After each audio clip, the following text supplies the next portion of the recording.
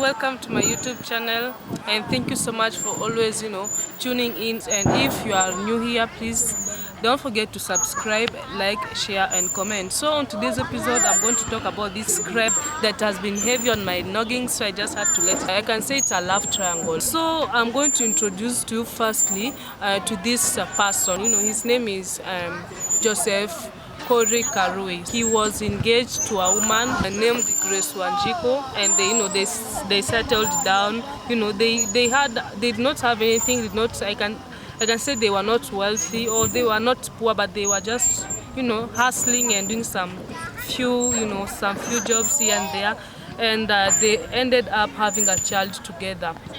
A female child. Joseph started losing interest, who is Grace Wanjiko, the one that I've just introduced to you about too. He lost he started losing interest on her, until it happened that he left her to go and marry, or maybe he felt in love with someone else, I can say that. And this person that Joseph moved in, her name was Mary Wambui. Mary Wambui was born on 16 June 1979. She was the third born, and she had 4 sisters.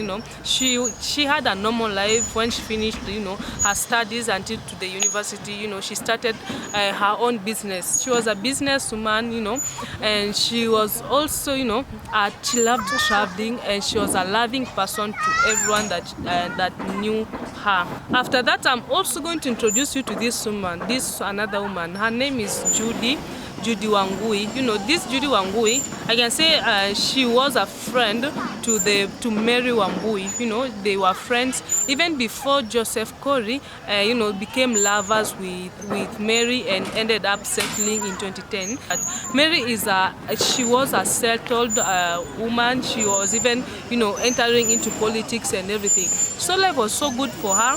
In 2010, her and the Corey guy, the Joseph Corey, they got married.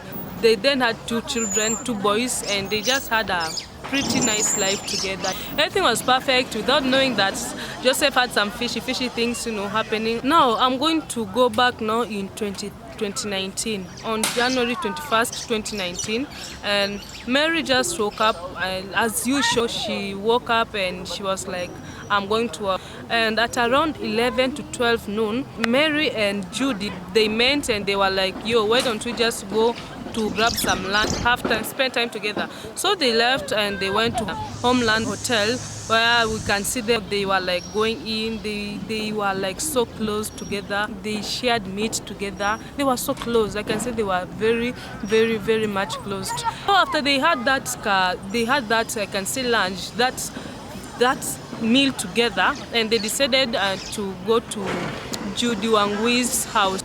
But they went with Mary Wambui's car because Judy's car developed some mechanical issues, and Judy called her mechanic. I can say this guy also, let me just introduce him to you guys. His name is Madenge. He's a car hire operator, and everything. Like, he just deals with car and everything. He was like taking care of Judy's car while Judy and Mary drove to Judy's house. When they arrived at Judy's house, on entering, Mary found pictures of Judy and her husband hanging on the walls of Judy's house. She allegedly confronted Mary and was like asking her, why are my husband's pictures on your walls? Allegedly, Judy hit Mary Wambui with pressure cooker 9 times on her head, and also used a sharp knife to cut some part of her hands. And after that, you can see like 3 hours when they entered the house, 3 hours after, Judy left her home alone, and she left with Wambui's car. While Wambui is left in Judy's house dead, she left her house and went with Wambui's car. She drove until near Homeland Hotel. That is where she left Wambui's car. Her car was then fixed, and she just drove off and went. Allegedly, I can say that Judy forced again the car hire guy, the Madenge guy, to help dump the body of the late Mary Wambui. Days went by, and in the house of Mary Wambui, people were so worried. The children were worried. The husband was worried. They were like, what is happening to the wife and everything. And she was reported missing. According to the reports, the mechanic guy escorted the police to the place whereby they dumped the body of the late Miss Wambui. He helped the police, go to that place, and they found the dead body. So the Joseph Corey guy, Judy and Madenge, they were arrested, and everything went clear that that Judy was the one who killed the woman. And also, according to the post-mortem report, it said that Mary suffered from 9 killer bruises on the head, and also she was suffocated. That is according to the post-mortem report. And so Joseph Corey testified against Judy. He testified against Judy in exchange of his freedom, and he was set free on the next month, that is on February. Joseph was set free, and but people were saying that Joseph the one who killed Mary. Maybe they had planned with the lover to kill Mary. And other people also are saying that Judy was planning to kill not only Mary but the entire family. That includes Mary, the kids, and the husband. People went ahead and interviewed Corey's first wife, the one that I introduced to first. She defended Mr. Corey guy, saying that the Corey that she knows cannot kill a person. So she said that Corey did not do that, and Corey was set free and everything. On the social media, people are saying that Corey had something to do with it.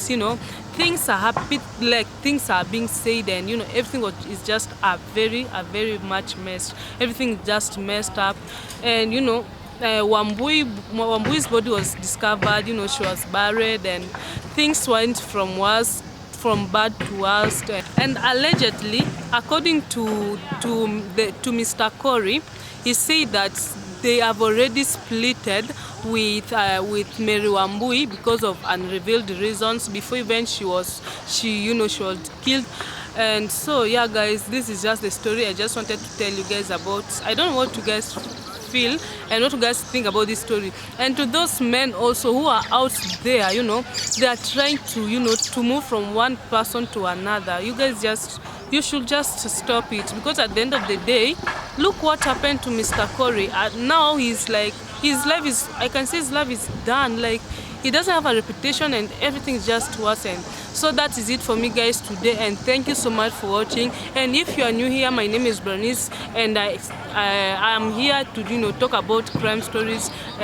So thank you so much for watching. Don't forget to hit the subscription button, like, share, and comment. I'll see you guys next time. Bye.